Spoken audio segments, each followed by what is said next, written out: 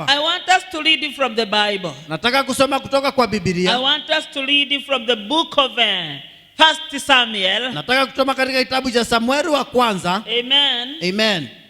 Verse 30. Samueli wa kwanza mlango wa 30. And then starting from verse 1 to 8. Nianze mstari wa kwanza mpaka 8. Praise the name of the Lord. Bwana pewe sifa. My message today Ujumbe wangu leo is disorganized to be organized. Kupanguriwa ili upangwe. That is my message today. Huo ndio ujumbe wangu leo. You have to be disorganized to be organized. Ulikuja kuwa umepanguriwa ili uweze kupangwa. Are you telling your friend that way? Amen. Amen. If you are already organized, it is okay. Kama wewe umejipanga. Today I want to tell you something. Hebu niwaambie kitu. People who have never been afflicted, they are going to no place.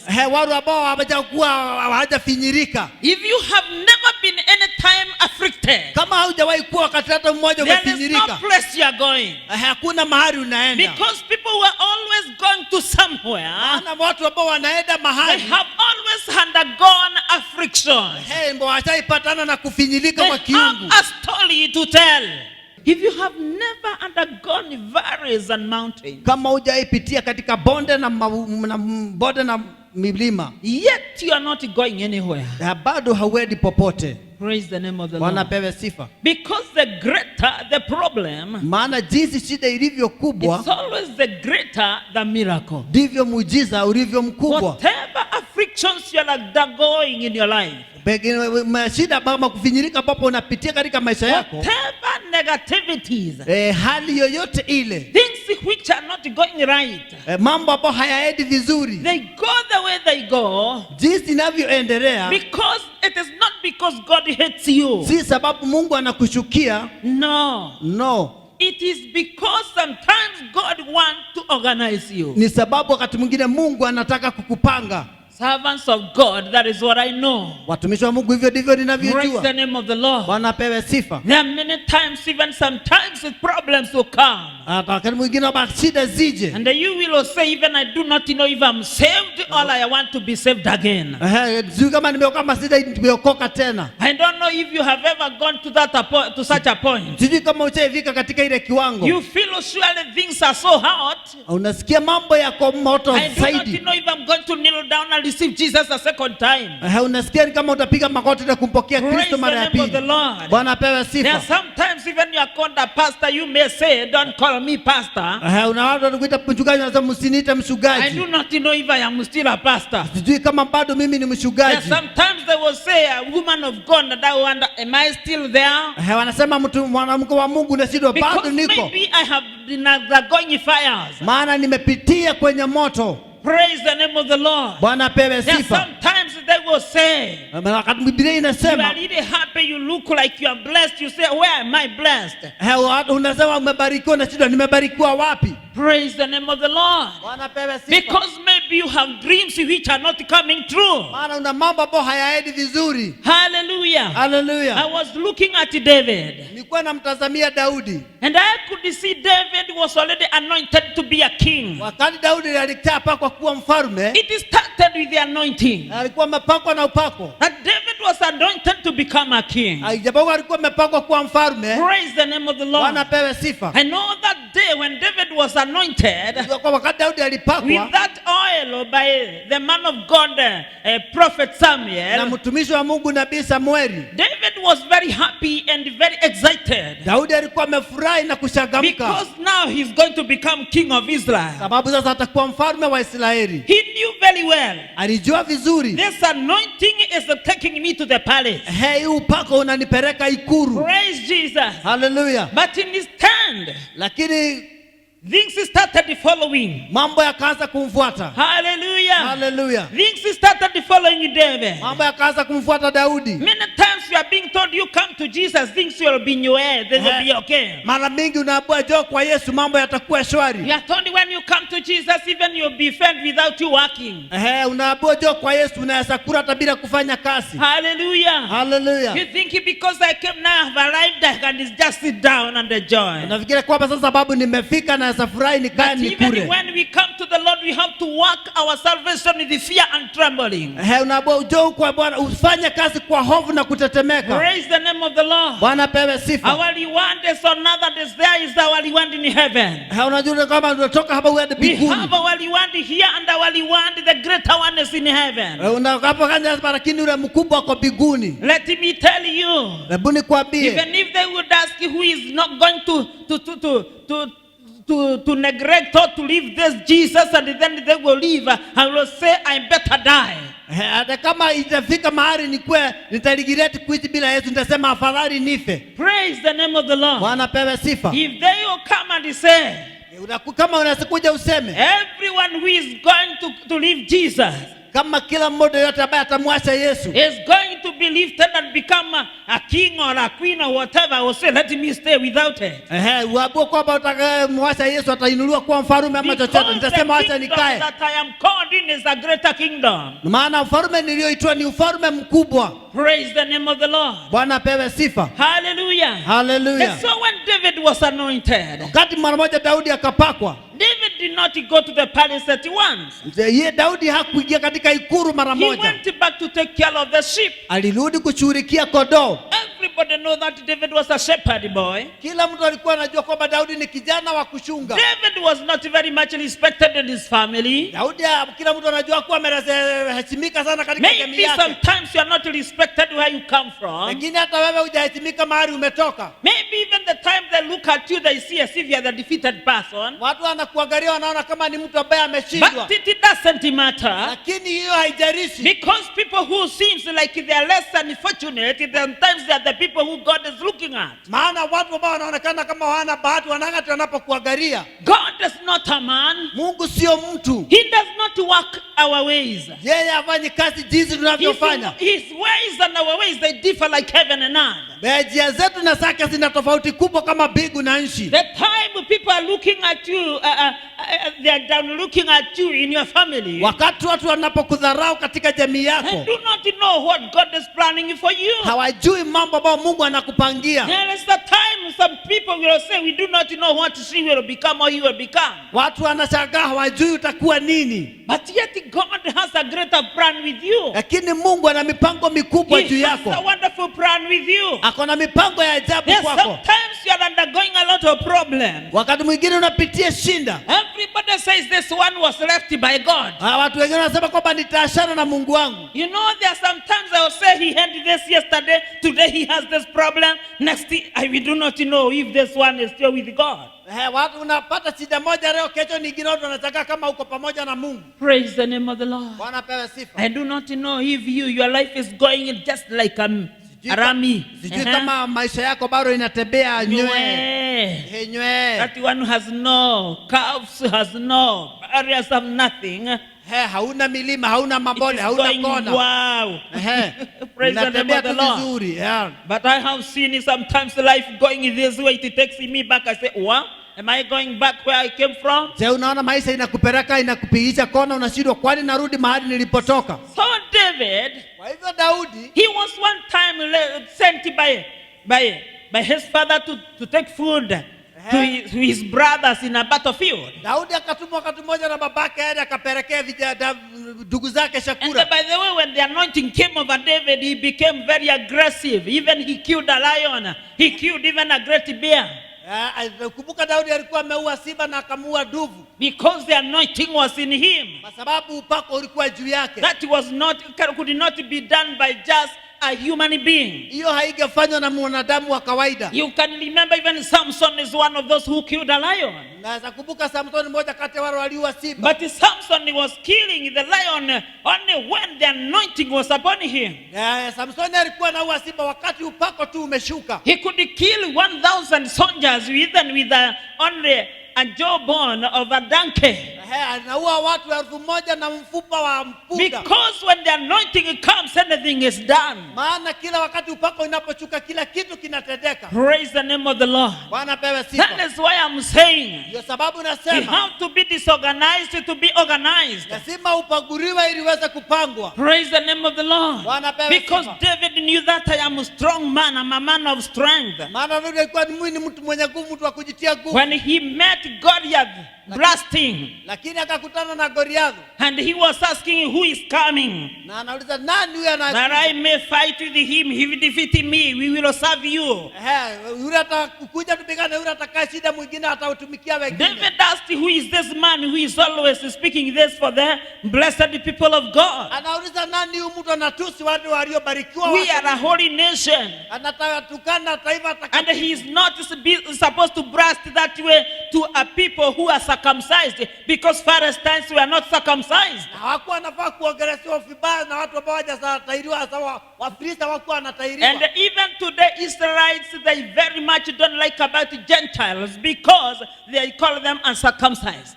Na hata wale Waisraeli wapendwa moto wa mataifa kwa sababu wanawaita wasiotahiriwa. And so the Spirit of God, Kwa hivyo roho wake Mungu, the anointing, upako came over David. ikaingia juu ya And he asked, who is this na akauliza huyu ni nani? uncircumcised man Mtu ambaye hajatahiriwa, who is blasting the holy nation of God? ambaye anatusi taifa takatifu la Mungu. And he said, what shall be given to a man who is going to fight and kill him? Na anauliza itapeanwa nini kwa mtu atakaye ua ama pigana na huyu mtu? He made his way.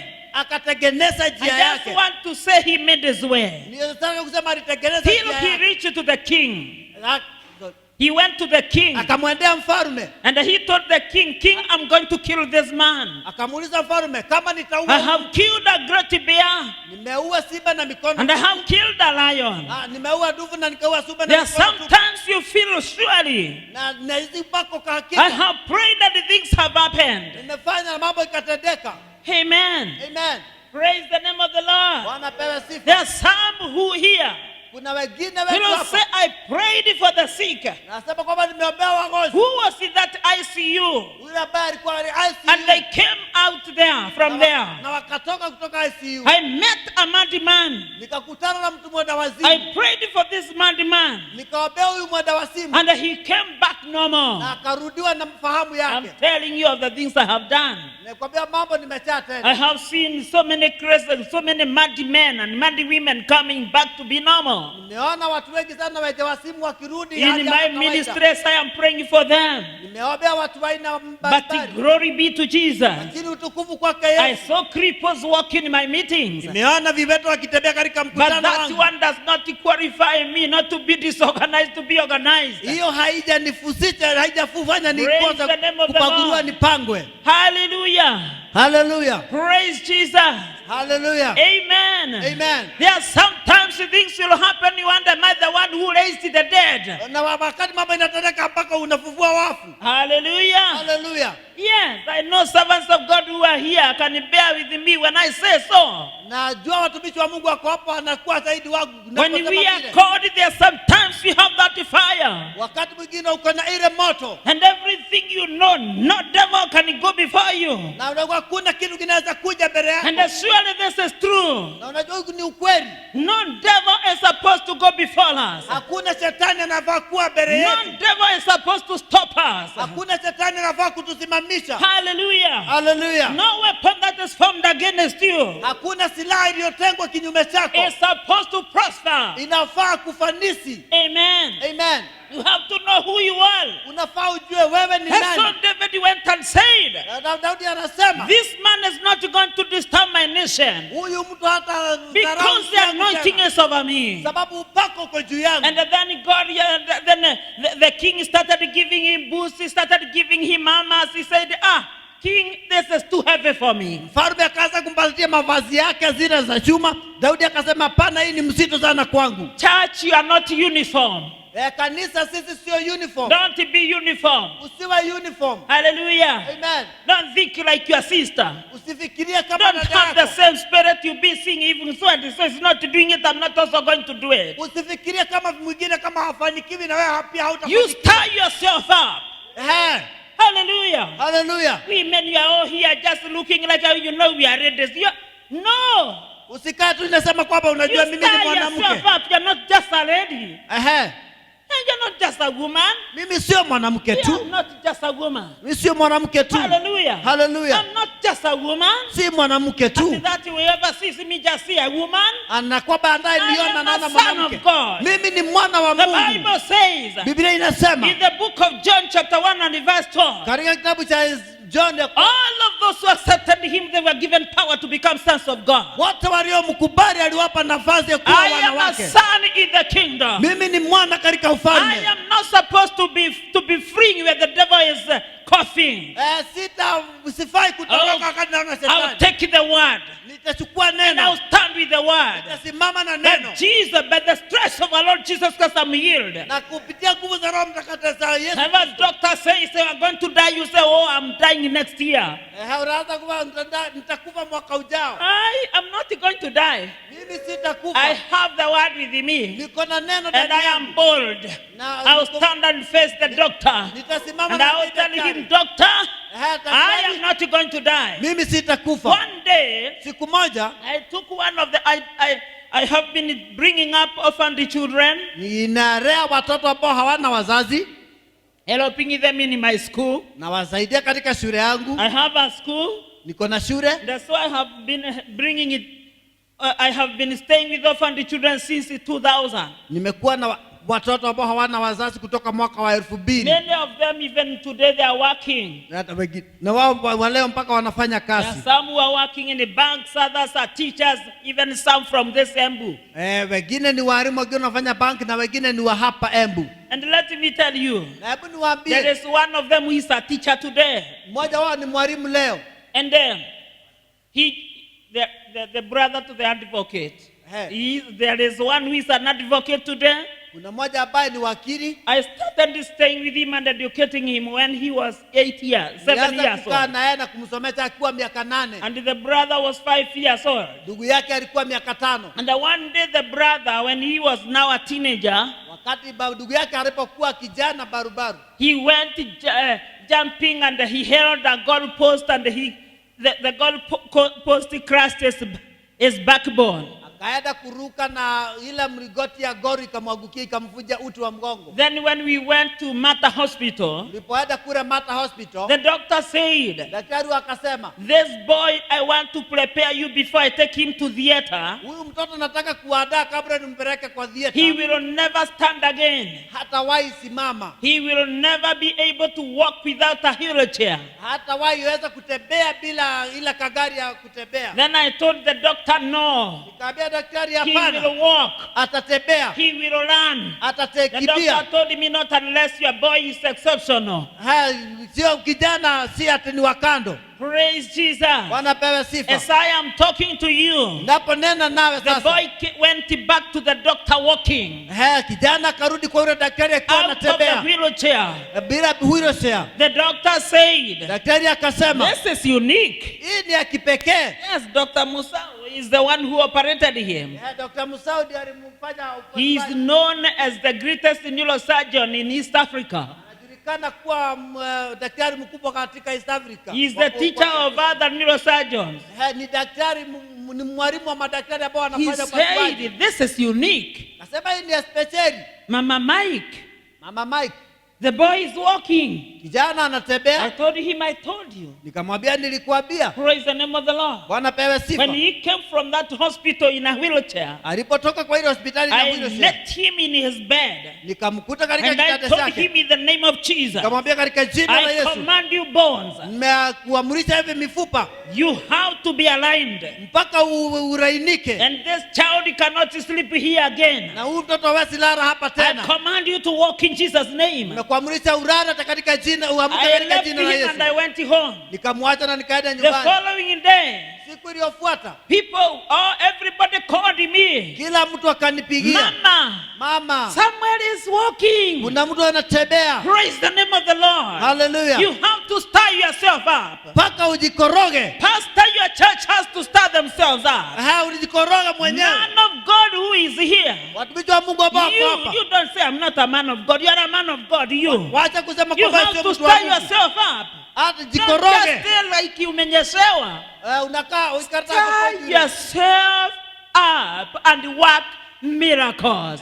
Jikoroge. God is looking for vessels to use. Wacha kutazama kujitazama chini. God is busy looking for a vessel. Mungu anatafuta And today it is very disappointing. Because every Christian is looking like they are asleep. Maana Wakristo wanaonekana kama wamelala. They are asleep. Wamelala. They don't care people are going to hell. Hawajali watu wanaenda jehanamu. They don't care people are dying every day. Hawajali watu wanakufa People kila are siku. dying of cancer. People are dying of sukari. People are dying of kidney problem. Are dying of all. And the people are all over here. God is looking for a vessel. Watu wanakufa na kansa, magonjwa ya figo na kisukari. Mungu anatafuta watu. And God is able. Mungu ana uwezo. He can use you. Anaweza kukutumia. He's only waiting for you to have faith and stir your faith up. Anakutazama, anangojea uwe na mabawa. And I will say, I am the woman. Nasema kwamba mimi ni mwanamke. Praise the name of Hallelujah. the Lord.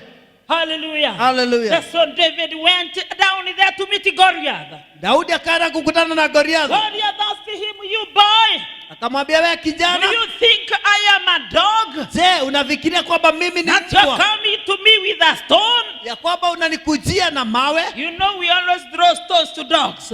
Maana tunapigia mbwa na mawe. Amen. Amen. He told him, I am coming to you. Anasema In nakuja the kwako mighty name of our God. na jina kubwa la Mungu You wetu. are coming with a big spear. Wewe unakuja na mkuki Devil is mkubwa. always threatening you. Kila kitu He's kinapokuchuzia. telling you the sickness is incurable. Ni hiyo ugonjwa ambayo haina tiba. Never. There is no sickness that is incurable. Hakuna ugonjwa There hauna is no tiba. that vocabulary in the kingdom of heaven. Hakuna hapo kama hiyo katika ufalme They wa Mungu. say this problem, this poverty is generational. Anasema kwamba ufukara huu ni wa There is kikoo. no generational curses when you know Jesus. Hakuna kalaani ya kifamilia unapomjua God of Yesu. Abraham, Isaac and Jacob. Aha. God of Abraham, Isaac and Jacob. He is our God. Mungu ambaye alibariki Yakobo ni Mungu wetu. We belong to the kingdom of heaven. Anaitwa mfalme wa The mbinguni. kingdom of heaven is the kingdom of miracles. Mungu mfalme wa mbinguni, mfalme wa Praise the name of miujiza. the Lord. Hallelujah. And the son David, Na kwa hivyo Daudi he went in the name of God of Abraham, Isaac and Jacob. akaenda katika jina la Mungu Baba, Mwana And wa he Isaka na killed Yakobo, Goliath. na akamuua Goliathi, When he killed Goliath, na akamuua Goliathi. everybody came running Kila mtu akaja and amekimbia they're rejoicing because of victory. na wakaanza kushangilia sababu ya ushindi. What I want to tell you today, Kila nataka kuambia leo, whenever you stir yourself and you become a healer, wakati unapoweza kuwa you will shujaa, save your entire family. utaokoa jamii nzima, You will save your entire village. utaokoa kijiji mzima. They will be running to you for help. Watakimbia kwako kwa usalama, Hallelujah. umsaidizi. Haleluya. I always tell people, Mimi huambia watu when kila I wakati, stand myself up to help the needy children, wakati nilijikuta kwamba nahitaji kulea I watoto have wasio na educated mahitaji, over 1,000 children. niko na watoto zaidi ya 1,000. They have even their children today. Wako hata na watoto wao leo, They have families. wako na familia. And so whenever I see those little children, Wakati naona hao watoto wadogo, I say it is because I snatched these children and helped them. ni sababu nilichukua hao watoto na nikawasaidia. Jesus is waiting for you. Yesu Am I anakugoja. speaking to somebody? Tena nenea mtu. Amen. Amen. I have seen 3 people coming back to life. Nimeona watu watatu wakirudi kwa uhai. I always speak this because it was happening and it is for the God's glory. Na nena sababu ilitendeka na ni kwa ajili ya utukufu wa Mungu. A child died in my meeting. Mtoto akafa katika mkutano wangu. I used to hold miracle meetings in Narok Town. Nilikuwa na mikutano ya miujiza kule Narok Town. Then a mother just snatched her child from hospital. Aramu mama akatoka na mtoto She hospitali. ran away. She brought the child for the miracles. Akatoa mtoto hospitali akamleta apokee muujiza. That child was brought because that woman had the evidence and the testimonies that the people are getting healed there.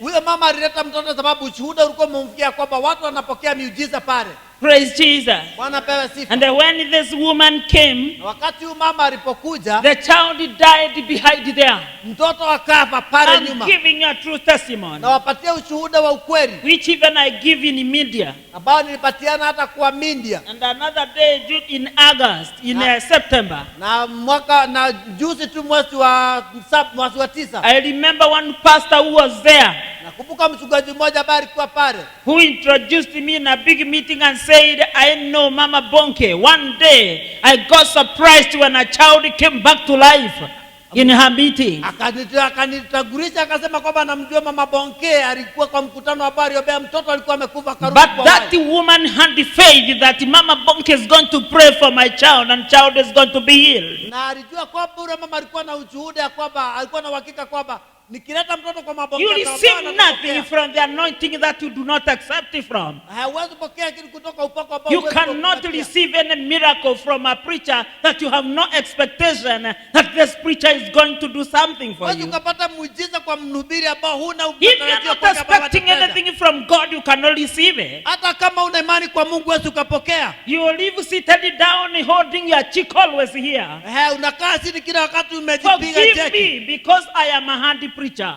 Nitakubiri kama mimi ni mhubiri I don't mgumu. like to see people disappointed before the presence of the Lord. Sipendi kuona watu wamevunjwa moyo katika uwepo wa Bwana. Hallelujah. Hallelujah. You have a lot of needs which I can see in your faces. Una mambo ambayo naweza kuyaona kwa uso. Your faces, if I start leading and telling you everything, you'll be surprised. Nikianza kusoma na kuambia kila kitu utashangaa. Some here, they have no jobs.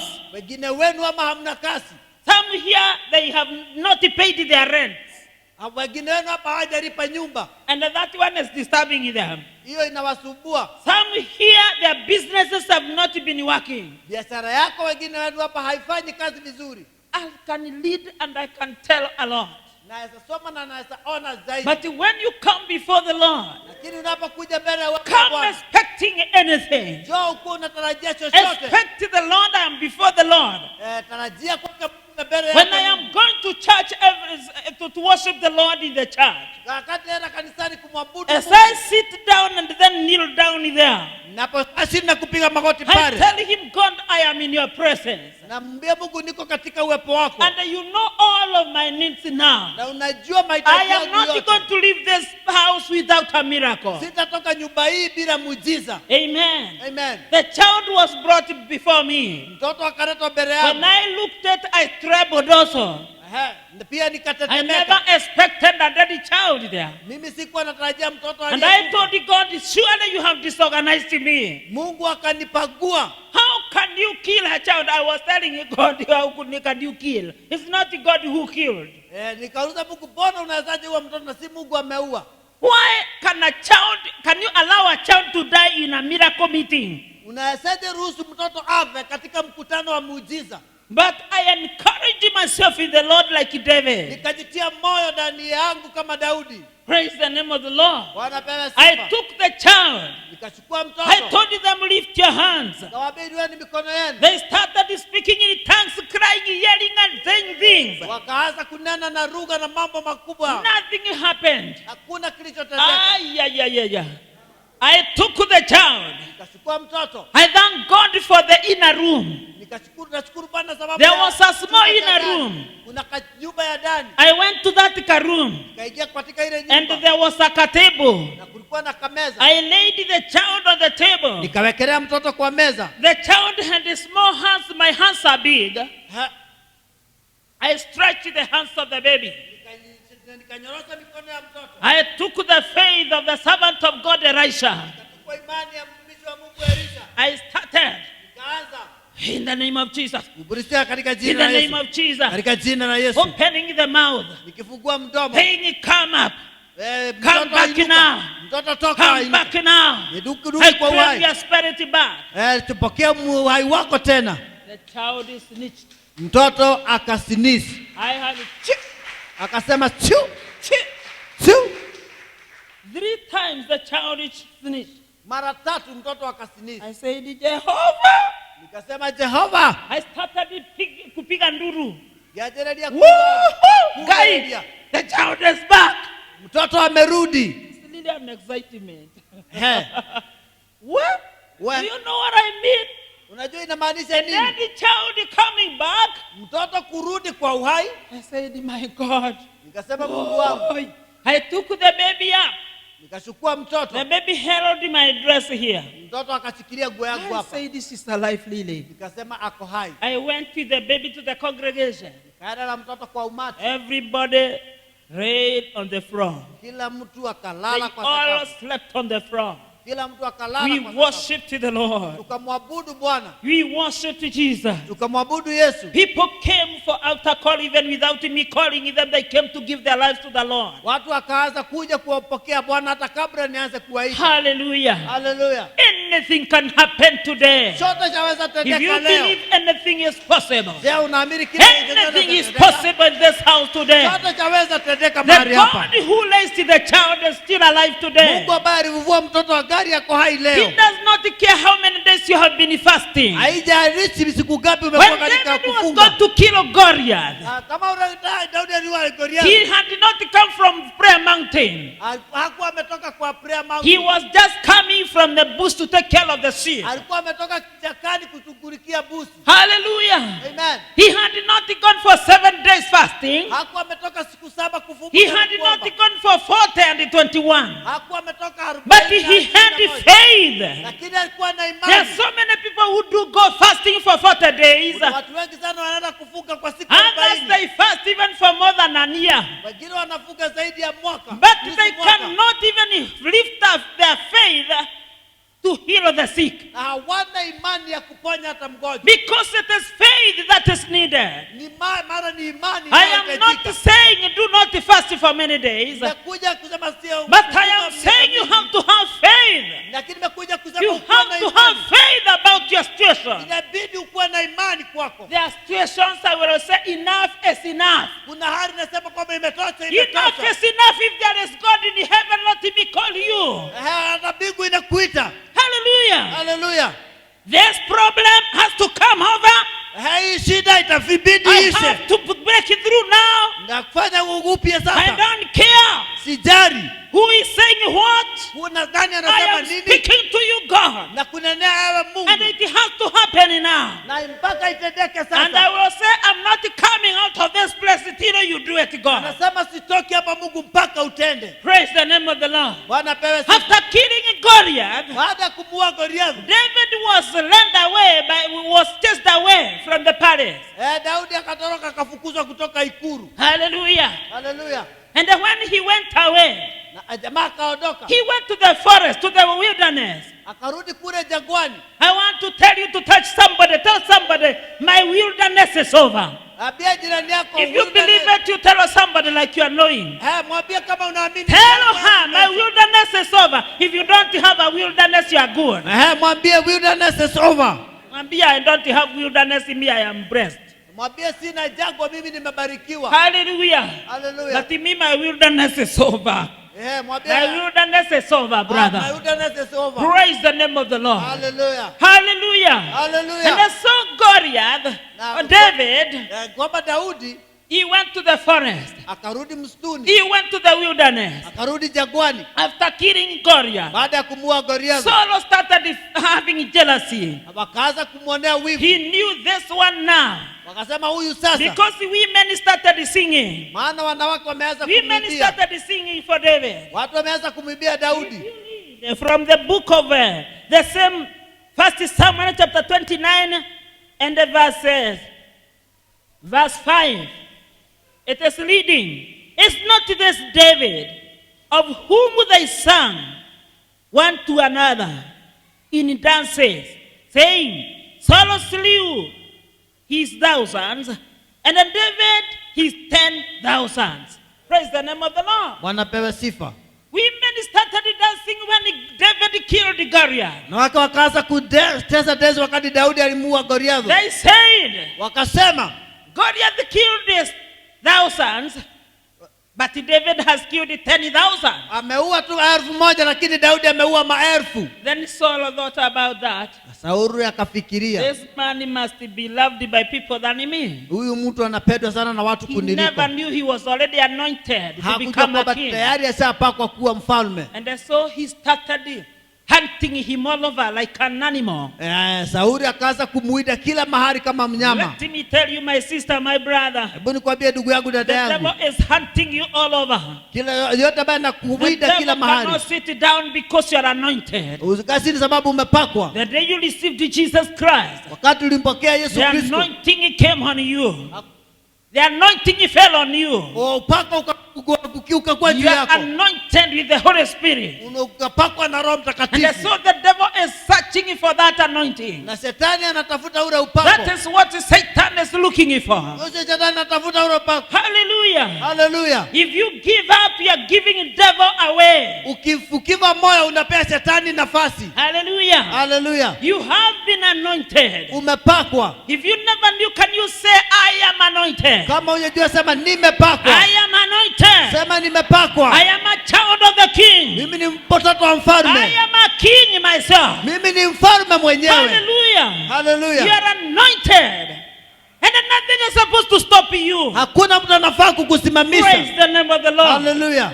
And so David went to the wilderness, Hana Daudi akirudi katika but he jangwani, knew that he was anointed. lakini alijua kwamba When amepakwa. he went to the wilderness, Akarudi jangwani, there came people who were distracted like himself. wale wanakuja ambao wamemwelekeza. They came those who were running away, Wakaja wale walikuwa wanatoroka, those who had debts. wale ambao walikuwa na madeni. Hallelujah. Amen. So even if you have debts, don't mind.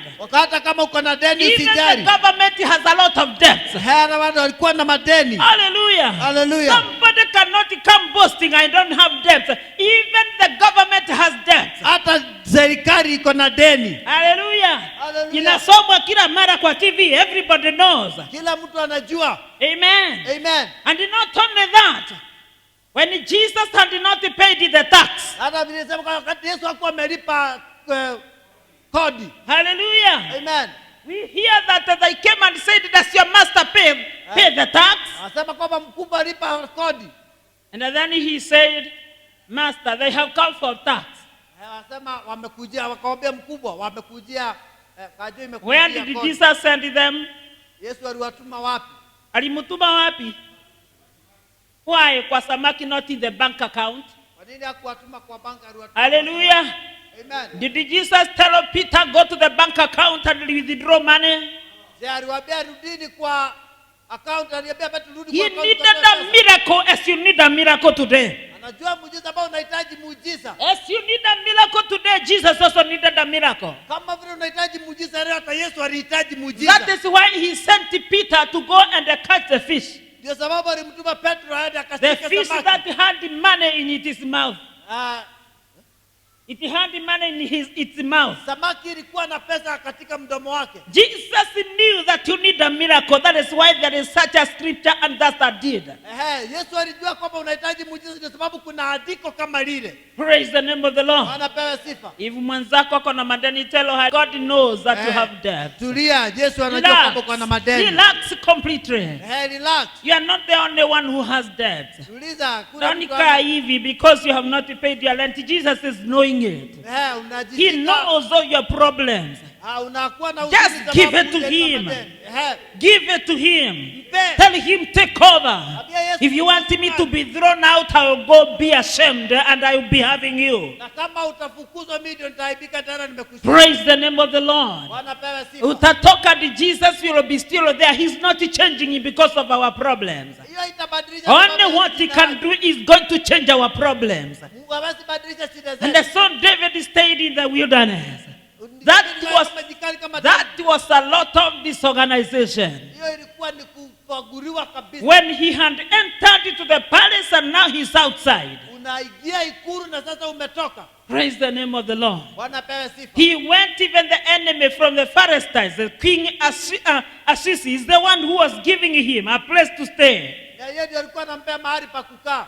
A Philistine king is the one who gave him a place.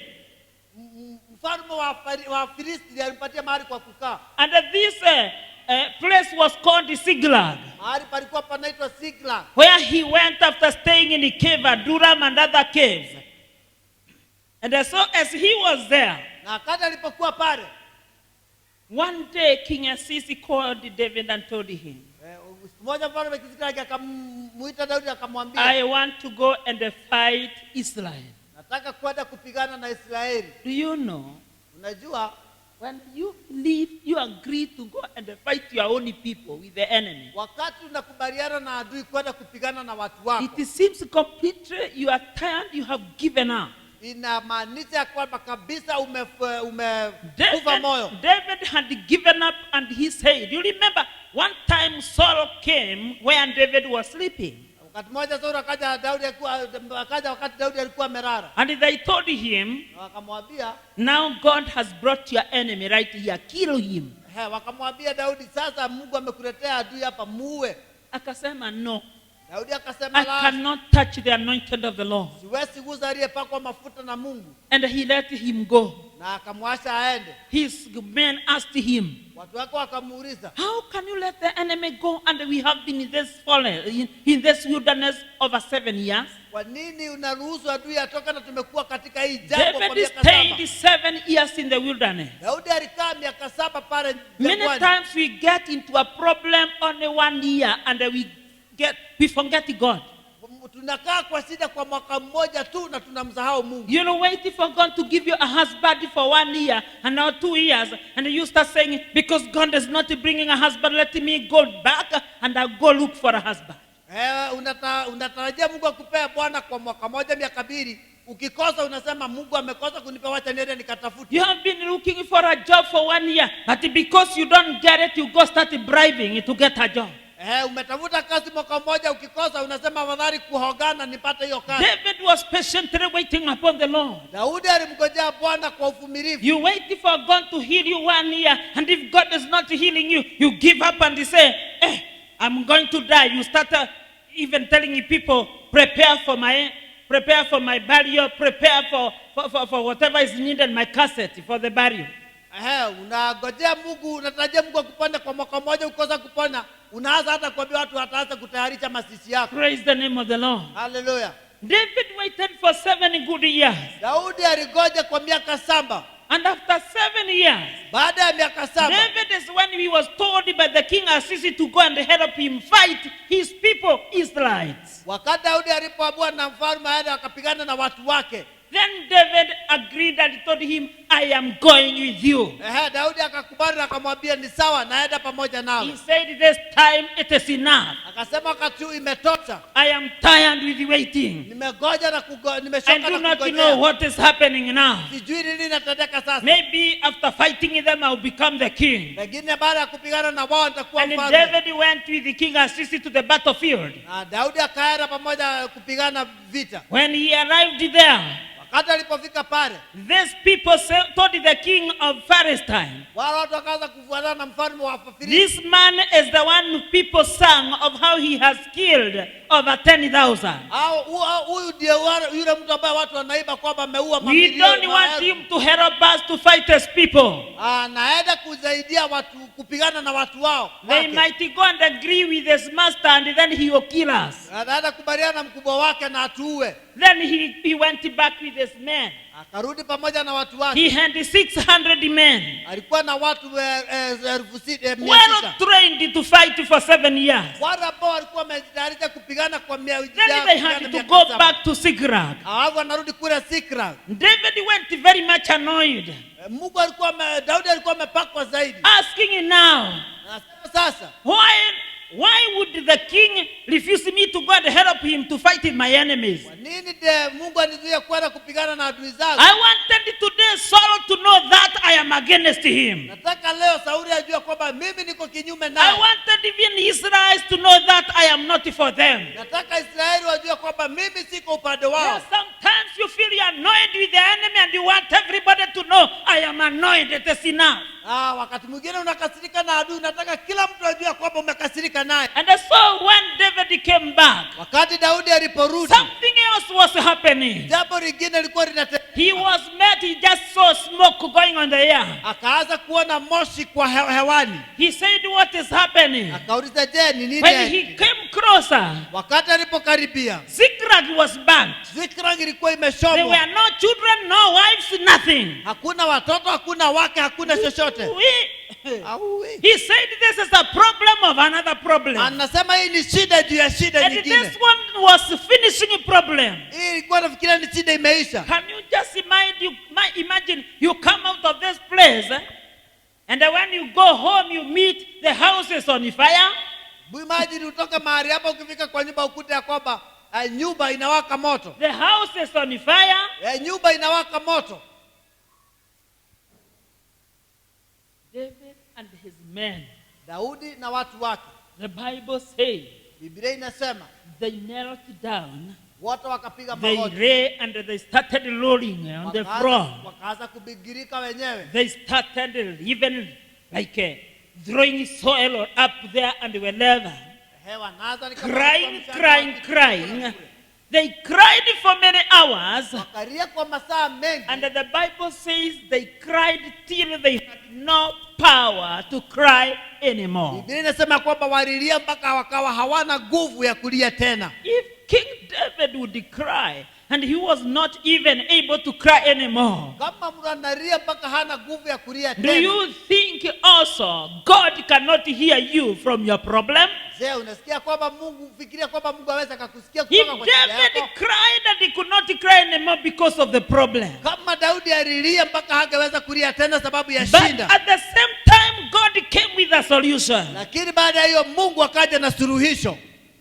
How much more would God hear you if you call upon God with all your heart, with the faith that God, this one you have to sort it today. This one you have to sort today. Jinsi vipi Mungu anaweza kukusikia ukimuita Mungu na imani yote ya kujua kwamba Mungu hii jambo mpaka ulitatue leo. Lazima ukate kauli. You You have to decide. You have to decide. Mpaka ukate Not kauli. the way you are keeping quiet here. You have to be aggressive. Jinsi mnavyonyamaza itabidi mkuwe wakali. I am telling you, the kingdom of God from the times of John the Baptist and then now, Tangu wakati wa Yohana the Mbatizaji. kingdom of God is suffering violence, Ufalme wa Mungu ufinyaniwa. and the violence are going to take it by force. Nao wanaofinyana watauteka kwa You nguvu. have to take it by force. Unateka kwa nguvu. Nothing you are going to get without taking it forcibly. Hakuna kitu utapata bila kutumia nguvu. Riches, anything that good you want, healing, salvation, everything we have to take by force. Kila kitu, uponyaji, baraka, Salvation for your children, salvation of your husband, it is by force. Bwana yako itabidi uchukue kwa nguvu. It is by force. Yote ni kupitia nguvu. Hallelujah. Hallelujah. I used to sleep in Ijoke in the forest. Nilikuwa nalala pale msitu wa And I Kijiji. remember one time I had a big problem. Na siku moja nikawa na shida kubwa. I went with a group of intercessors. Nikaenda na kikundi cha waombezi. After 3 days, after praying for 3 days, Baada ya kuomba kwa siku 3, I told them, you go home, me, I'm going to be left here alone. nikawaambia nendeni nyumbani, nataka kubaki hapa peke yangu. If God wants to bring an animal to eat me, I am fine. Hallelujah. Nikasema, even if an animal is coming and finish me, it is okay. If God wants to save me life by life, I will remain. Akasema kama wanyama watakuja wanikule niko sawa. Mungu akitaka kuniokoa, wow. I said, enough is enough. Nikasema imetosha, imetosha. Then my daughter said, we cannot leave you here, mommy. Wasichana wangu akasema hatuwezi tukakuacha hapa. She said, Tata, we are going to be left with you. Akamwambia anti, nitabaki na wewe. 3 girls and one woman, we were left in Jokene forest around 10 kilometers interior in Rupingas River. Wasichana 3 na mama mmoja mzee, tukaachwa kule msituni kama kilomita 15 We stayed there, tunachukua kuni, going for firewood, lighting fire every day, 7 good nights. Siku 7 tulikuwa tunaenda kuchota, kutafuta kuni na tunakuja tunahakisha moto. Praying and calling on God. Kuomba na Telling God, this problem, these things must happen. It must go this way.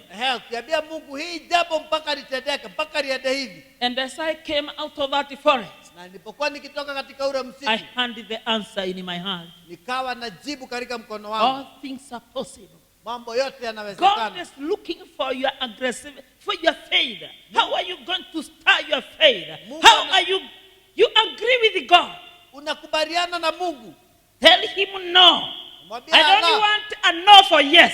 Nataka ndio. Hallelujah. Hallelujah. People, they say, you can pray, God will tell you wait. You can pray, God will say no. You can pray, God will tell I'm coming. You can pray, God will tell you it is today. Nonsense of the devil. Kwa hiyo Where ni is uongo it wa written in the Bible that way? hiyo ni uongo wa shetani. Wapi kwa Biblia kumeandikwa hivyo? Hallelujah. Hallelujah. Whenever a child you cry to the mother, Wakati mtoto anapomlilia which child mamake, has ever cried to the parent? mtoto And anapomlilia the parent mzazi, will tell that child, I have said no. mzazi anamwambia mtoto umelii, nimesikia Even my kutosha. own children like this one. Hata wale wakubwa watoto kama hawa, Sometimes they will come and tell me, Mommy, I want this. anataka kumwambia mama nataka hivi. And I will tell them I don't have. Naambia sina. Then after kiacha hapo, when he goes down there, I will call him. Na alafu akienda kule nitampigia. Hello? Mwambie hello. Did you get the money? Ulipata pesa? Praise the name of the Lord. Amen. Because it is my child crying to me. Maana ni mtoto wangu anayenililia. Did you get what you needed? Je, ulipata kile ulikuwa Even if I unahitaji? don't have a work juu chini ni apate. Inafanya tutawera utuko na mwenye ndege za What do one. you think of God we saying? Wewe unafikiriaje kuhusu A Mungu woman may forget her suckling baby, kwamba mama anaweza sahau mtoto wake but I anayenyonya? have grafted you in my own palm. Bali nimekuwa katika paja la mkono wangu I lead you every day. na kuona kila siku. How will God just come and say no? Je, itakuwaje Mungu If akuja God kwambia is saying no, then it is something that can destroy you. kama Mungu atakwambia la, ni jambo ambalo litakuangamiza. There was no when David and Saul and his son Jonathan, they would have become kings. They would live in a palace together. Hakuna wakati Daudi na vijana wa Sauli wangetoka ikulu pamoja. There is no way they could stay in palace together. Hawangeweza kukaa ikulu pamoja. So someone had to leave so as the other one will come in. Ilibidi mmoja aondoke ili mwingine aingie. So God disorganized David to go to the forest, Mungu akampagua Daudi arudi msituni so that he may be able kushughulikia Saul and his family. ili aweze kushughulikia Sauli na familia yake. Because he had already refused Saul. Maana tayari kuwa He ameshamkataa Sauli. disorganized David for a purpose. Alimpagua Daudi kwa There are mpango. some people who are here who are disorganized for a purpose. Kuna watu kwamba wamepaguriwa kwa kusudi. God will pluck you from your job for a purpose. Mungu atafanya uvutwe kazini kwa Whenever mpango. God wants to promote you, he has to disorganize you. Pengine nataka kukuinua mpaka akupague. Whenever God wants to raise the ministry, he has to disorganize you. Kama Mungu anataka kuinua katika huduma mpaka Whenever akupague. God wants to bring a blessing, something must happen. Kama Mungu anataka kuleta jambo mpaka jambo litendeke. Hallelujah. Hallelujah. Whenever God wants to bring glory to himself, he has to do something. Wakati Mungu anataka kuleta utukufu kwake mpaka afanye jambo. Sometimes we cry and ask, why is it happening this way? Unalia mkijiuliza kwa nini itendeke namna hii. David cried till he could not cry anymore. Daudi alilia mpaka hakuwa na nguvu za kulia And tena. his men, they stayed. This man has really disorganized us. Anasema kwamba mtu amejipagua. We have now to stone him. Itabidi tumpige He mawe. has been always telling us we are going to the palace. Which palace? And now we are outside. Our children are dead. Our wives are gone. Where are they now? We have to stone David. Walikuwa anasema kwamba mtu amekuwa akituahidia ikuru. Ikuru gani? Saizi hatuna bibi, But hatuna I watoto, thank hatuna God for chochote. David because he had the faith in God. Lakini nitashukuru Bwana sababu Daudi alikuwa na imani ndani ya Mungu. He said, you bring the effort. Akasema lete effort. And he asked and inquired from the Lord. Anataka kuurisa toka kwa Bwana. And the Lord told him, David, go and you are going to pursue. Akamwambia Daudi nenda wafuate. God is telling you, go and you are going to pursue all. Mungu anakwambia nenda uwafuate maana You utawapata are going wote. to pursue for your 7 years in the wilderness. Utawafuata kutoka siku zako 7 za You are going to mjikani. pursue whatever the devil has destroyed from you. Utafuata kile chochote You ambacho are shetani going to ameimba. pursue and you are going to receive Unafuata na utaweza kupokea. all the shame that you have undergone. Mungu ametoa aibu ambayo ambao God is umepitia. saying, I am going to restore. Mungu anasema nitarejesha. I will restore. God is talking to somebody. Mungu ananena na mtu. I am going to restore. nitarejesha whatever the devil has destroyed for all those years. chochote shetani ameiba kwa miaka hii yote. David had it to be restored, everything, the same in the wilderness, suffering.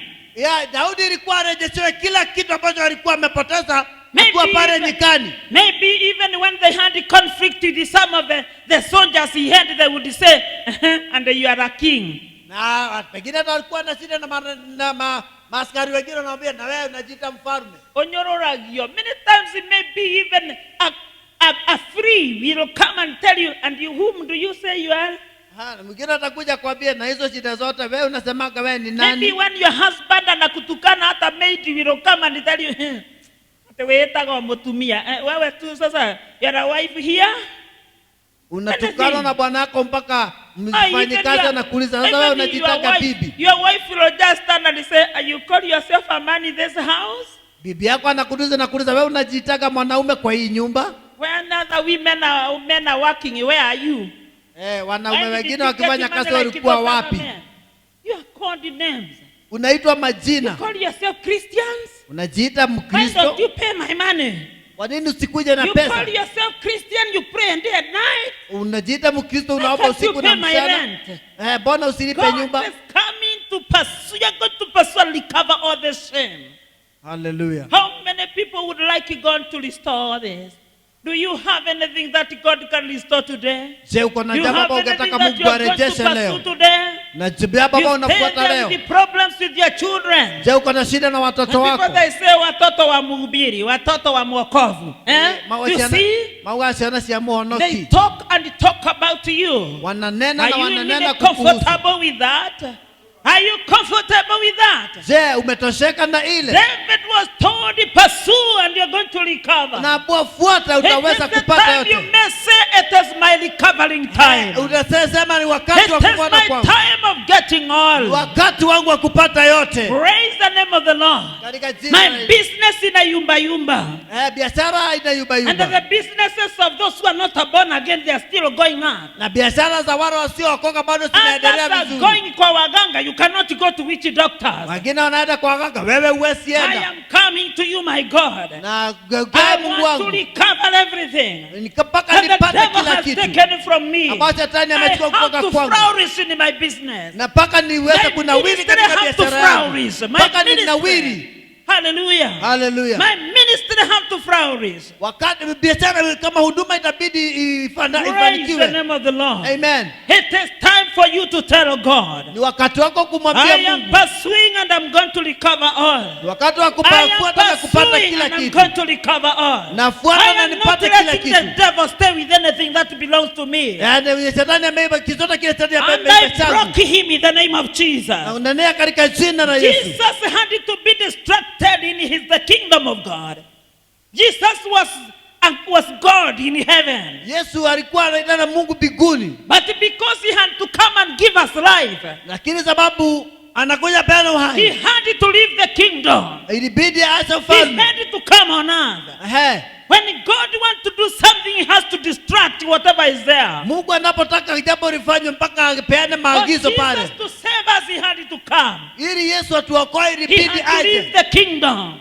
Kutakaza ufalme. He had to leave the heavenly seat. Ilibidi aache ufalme mbinguni. He had to leave the Father. Ilibidi amwache Baba. Praise the name of the Lord. Anapewa sifa. So that you become a born again Christian. Ili uweze kuwa Mkristo aliyezaliwa tena. So that you become a son of God. Ili uweze kuwa mwana wa Mungu. So let me tell you. Hebu niwaambie wana. Things you have to leave. Mambo ambayo inabidi uache. Pursue and recover. Uweze kufuata na kupata. You have to leave some friends away. Unabidi basi mambo mengine kando. Hear me. Nisikize. If you want to come out of your situation, kama unataka kutoka you have to set some things away. Mpaka uache mambo mengine. Praise the name of the Lord. Bwana pewe sifa. Hallelujah. Hallelujah. Kuna roses zingine umeweka zinakufunga funga. Mambo zingine umeweka hizo. Wengine wako comfortable in those petty things. That they are comfortable with the life that is not taking them anywhere. Wako starehe na maisha ambayo hayawapeleki. Umetosheka hapo. Umetosheleka. Whatever comes in me, I'm okay. Hata lijalo niko sawa. You have to have your own principles. Mpaka ukuwe na sheria zako mwenyewe. We have principles. Uwe na sheria. Be tired of small things. Uchoka na tumambo tudogo. Be tired of those small things. Choka na tumambo tudogo. I don't know if I'm talking to anybody who loves greatness. Sijui nani I nani ambaye hate anapenda ukubwa. darkness. Ehe. Praise the name of the Lord. Amen. And the son David pursued. Na Daudi akafuata. And it was very good because the Lord had done about burning Siklag for a purpose. Na ilikuwa kusudi la Baba Siklag ilichomwa. Kuna mambo zingine zimeharibika kwako sababu Mungu anakutaka pahali fulani. Kwina maondo mahiane kita mutulino wa kutoduga yareda ma. When God wants you to pursue something of greatness, Kama unataka when ufanye God wants you to go to a level where He wants to take you, Mungu anataka uende katika kiwango ambacho anataka uende. He makes things go Hawaii. Everything, nothing is going good. Anavangisha kwamba kila kuna kitu hakiendi vizuri. Mishahara inakosa. Mshahara ukaga. We are not paid for 5 months. Miezi 5 ndio wale huona. Waka unachukua madhegi unasema haki yetu. And God wants somewhere leo. Na gayara da ume haoji hado haji. Praise the name of the Lord. Bwana pewe sifa. There are also some sicknesses which come to take people somewhere. Kuna maugonjwa inakuja ili peleke watu mahali. It is not a killing sickness, but it is taking you somewhere. Sio ugonjwa wa kukua lakini ni wa kukupeleka mahali. I know of one lady in Generals, in the book of Generals. Najua mama moja katika vitabu ya She was called Maria Eta. This woman, Huyu mwanamke, all of her children died watoto wake wote wakafa. because the Lord wanted her in the ministry. Maana Mungu alikuwa anataka ingie katika huduma. She was left with only one child. Akabakia na mtoto mmoja. God is not someone to joke with. Mungu sio mtu wa When kuchezea. He wants you somewhere, He will fix you there. Wakitaka uende mahali atakuweka hapo. David met Siklag completely burned. Daudi akafanya. How would David become a king with the Siklag being there? Unafanya kuwa mfalme vipi na Siklag? If the Philistines, after killing Saul and killing Jonathan, they came and met David in Siklag, Filisti baada ya kuwa Sauli na mwanawe ilibidi akuja kuchukua Daudi amfanye mfalme. they would just have killed David. So Siklag had to be burnt. Kama ilibidi Daudi arudi kule, ibidi Siklag ichomwe. David never knew Saul as being killed the same day when Siklag was being burned. Daudi hakujua kwamba Siklag ilichomwa ndio siku Sauli aliuliwa. Maybe today you are saying like David, is enough. Pengine leo unasema kama Daudi ya kwamba imetosha. I'm tired in the wilderness. Nimetosha na And jangwani. the God is saying, my child, I'm also tired. I'm tired. I cannot let the devil continue joking with you again. Siwezi kaa hapa tena, nimechoka. Yeah. God is saying, yes, my daughter, Ndio Mungu anasema ndio. I am also tired. Hata mimi This nimechoka. devil is not going to continue joking with you this way. Hii hali haitaendelea kuwa namna When hii. David was saying enough is enough, Watu wanasema imetosha. God was saying, yes, ninaishughulikia. I am also tired. Mungu anasema pia nakushughulikia, hata mimi nimechoka. He's causing Philistines to go and kill Saul. Anatuma Wafilisti kuja pale kuua He's Sauli. causing Philistines to go and kill Jonathan. Anafanya Wafilisti kuja kumua Jonathan. If Jonathan was left, they would have fought with David because of the kingdom. Solomon God is God of plans. He's a God of plans. Mungu ni Mungu wa mipango. Ako na mipango juu yako. Na mipango igoro yako. Kuna mambo inatendeka kwako. Kwena maodo mara yane kama tunalena Imeendelea wako. kutendeka. Ndani na You wonder why are these things happening in the church? Mambo yanatendeka Why are these things happening in the government? Mambo yanatendeka Why kwa are these things serikali. happening here and there? Mambo kwa yanatendeka Why hapa are pale. these things happening in my family? Mambo mbona yanatendeka kwa jamii Why are yangu. these things happening in my working place? Mbona mambo yanatendeka mahali Why ninafanya is kazi. it happening this way in my family, in my business? Mbona hii mambo inatendeka hivi katika familia yangu na But jamii yangu. God is also saying enough is enough. I also know it. Mungu anasema I inatosha, know it. inatosha. Nilijua. It is the time naishughulikia. It is now. Wakati wa kushughulikia ni It sasa. is now the time I'm taking you where I have always needed you. Ni wakati wa kupeleka mahali ambapo nimekuwa nikitarajia Praise uwe. the name of the Lord. Bwana pewe sifa. Tell Jesus thank you. Mwambie Yesu asante. Thank you. Asante. Because I know you know my problems. Maana unajua shida You zangu. know me with everything that is rusty now. Unajua kama baba You amepotea. know what you want to do with me. katika jinsi unavyotaka You know kufanya where you nani. are taking me next year. Mahali pa unataka I am kunipeleka not mwaka going to ujao. be in this problem anymore. Sitakaa kwa hii shida tena. I am not going to be in this anymore. Sitakuwa katika hii tena. You are now working on it.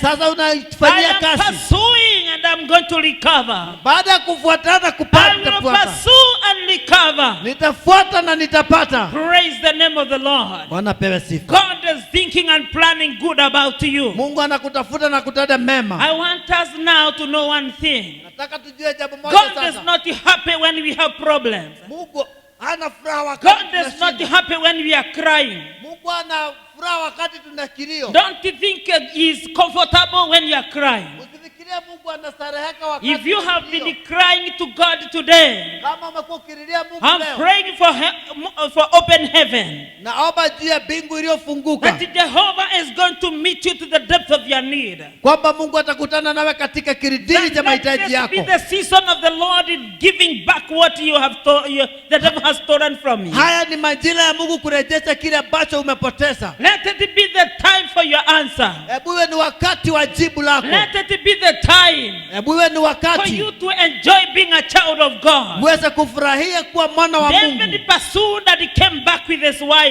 Weza Daudi akafuatilia na akarudi na bibi zake. He came with his children. Akarudi pia na watoto wake. Even some of the people who fainted on the Lord, those soldiers, Hata maaskari ambao walisimikia jiani. he came back with their children and their properties. Akarudi na mali zao na watoto wao. David was a man after God's own heart.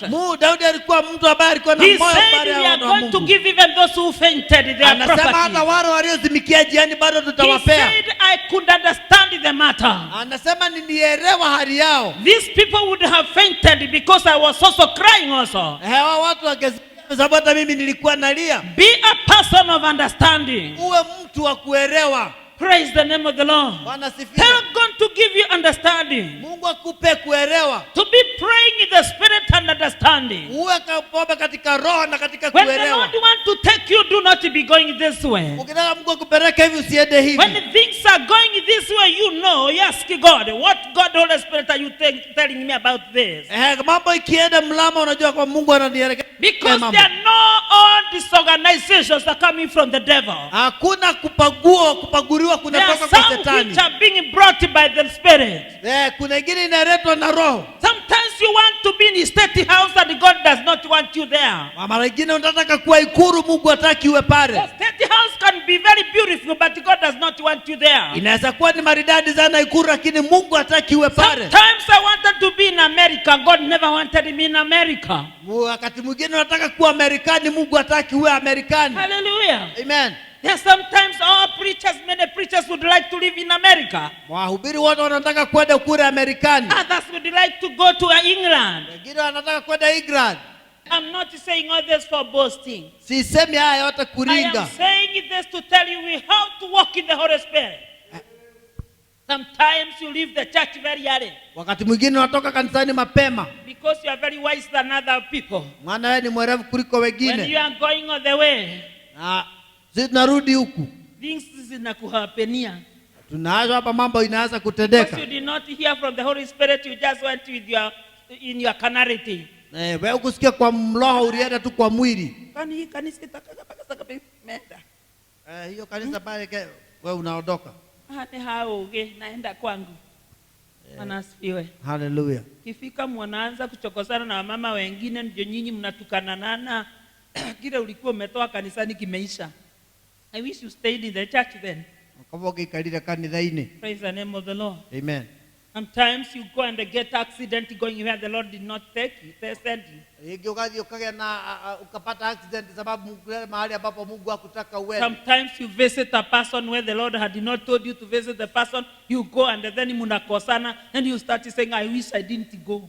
Wakati mwingine unaenda kutembelea mtu na Mungu hakutaka utembelee mtu, mnaenda mnakosana. Sometimes you go keep a business which the Lord did not tell you about, and the business imeenda. Money is gone, everything. Unaenda unaweka biashara, Mungu hakutaka uweke biashara, pesa zote zinaisha na biashara inafilisika. Praise the name of the Lord. Bwana You asifiwe. just come back like Naomi saying, oh my God. Alafu narudi kama Naomi Don't ukisema call Mungu me wangu." Naomi, call me Mara. Anasema msiniite Naomi, niiteni We Mara. have to walk in the Holy Spirit. We have to walk in His understanding. Naweza kutembea katika ufahamu. Nowadays I'm learning to hear from the Lord. Unasikia kutoka kwa Bwana. I don't care about it going to America or going to the moon. Mimi sijari kwenda kwa Hear me what I'm Mungu telling you. kwa I'm Mombasa. serious. I am very serious saying what I'm saying. Najua vile ninavyomaanisha I nikisema don't vile. care about going with a rocket to the moon. Kwenda na rocket kwa mwezi. In fact, let me tell you, if the Lord, even if Bishop today I'm invited to the State House, Leo and I feel the Holy Spirit telling me don't go, I will not go. Na Roho Mtakatifu What is that ananiambia great usiende, at sitaenda. because people they are going to sit there? I have seen a lot of things now. Nimeona mambo. I want to walk in the Holy Spirit. Nataka kuenenda If kwa He Roho would Mtakatifu. like me to walk to them to be coming and asking me what is the Lord is saying, they will come. Nikitaka kwenda Roho Mtakatifu No anasema need to force nitaenda. myself to things.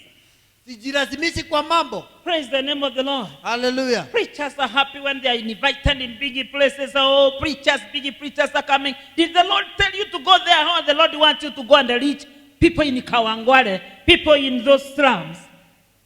Praise the name of the Lord. Wewe unaenda huko na Mungu anataka uende Christians, kuhubiria can we watu be katika learning slum. to hear from the Lord now? Hallelujah. God sometimes wants you to go and preach to somebody, and you want to go and do your own other things. Mungu anataka uende kuhubiria mtu, lakini na wewe unataka kwenda kwa mambo zako. Are you walking in the Spirit? Je, unatembea ndani ya Roho? Praise the name of the Lord. Wanapewa sifa. Can we just stand before the Lord? Tusimame mbele ya uwepo wa Bwana. There is one thing I want you to remember. Jambo moja nataka mkumbuke. That God is disorganizing some of us to organize us.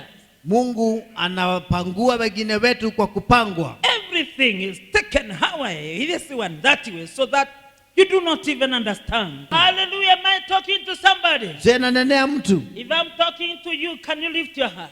Kama nakunenea, inua mkono wako. And you tell God, thank you, God. Mwambie Bwana ni I asante Mungu. surrender.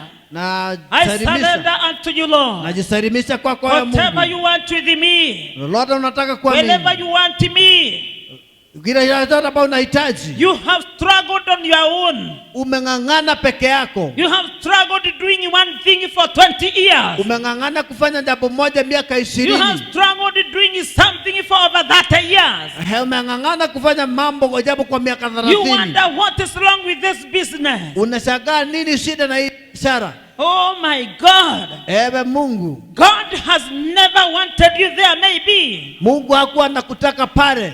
You have struggled in one house. Umeng'ang'ana na nyumba moja. Hallelujah. You Hallelujah. have struggled in one town, in one city. Umeng'ang'ana na mji mmoja katika mji God is mmoja. God of movements. Mungu anataka kuwa na mwende Maybe He mwende. wants you to move so that He may bless you. Mungu anataka uondoke ili akubariki. When I was coming out of Kirinyaga the fathers, Na wakati nilipokuwa nikitoka the kule Lord Tifadha, told me, move. Mungu alikuwa ananiambia And I nenda. could hear very well the voice, move. Nilikuwa nasikia sauti nzuri sana He Mungu. was talking to me like a person can talk to a friend. Niongelesha vizuri kama vile mtu He anaweza told kuongea me, rafiki yake. when Abraham moved, I blessed him. Wakati wa Abrahamu aliondoka nibariki. Myself, I was fearing. Mwenyewe nilikuwa naogopa. How do I move? Where do I go? Je, nitaenda vipi? Nitaenda wapi? But when I said, God, yes, I will move. Show me where you want me to go. Wakati nilisema ndio Mungu niko tayari kwenda. He Nionyeshe told nitaenda me, wapi? go to the city of Nairobi. Akaniambia nenda mji wa Nairobi. People started wondering in Nairobi, why in Nairobi? I asked God, why in Nairobi? Wakaanza kuchanga kule mbona Nairobi? But before I knew it, Lakini kabla nijue, God had prepared a woman. Mungu alikuwa ameandaa mwanamke. The woman was told, you hire a room for her, you put everything. She furnished the room for me. Akaambiwa atafuta nyumba mahali, akaweka kila kitu kwa hiyo nyumba. God is a God of purpose. Mungu ni Mungu wa kusudi. Do you hear Him? Je, unasikia? Have you asked Him where you are supposed to be? Je, unafaa kuwa mahali ambao Many unafaa? preachers, they struggle, wanting to hold a church, and then God wants you elsewhere. Nang'ang'ana tunakung'ana kajaja, Mungu anataka uwe mahali pengine You fulani. kunangangana, the ministry that God does not want you there, He wants you elsewhere. He has somebody else in that place. Mungu Mungu hataki uwe pale, anataka uwe mahali pengine. And you ask God, where do you want me, God? Alisema Mungu ndiye unataka I niende am wapi? talking to somebody. Watu wanaendelea kuteseka. Am I talking to you? Am I talking to someone? That God sometimes does not want you somewhere.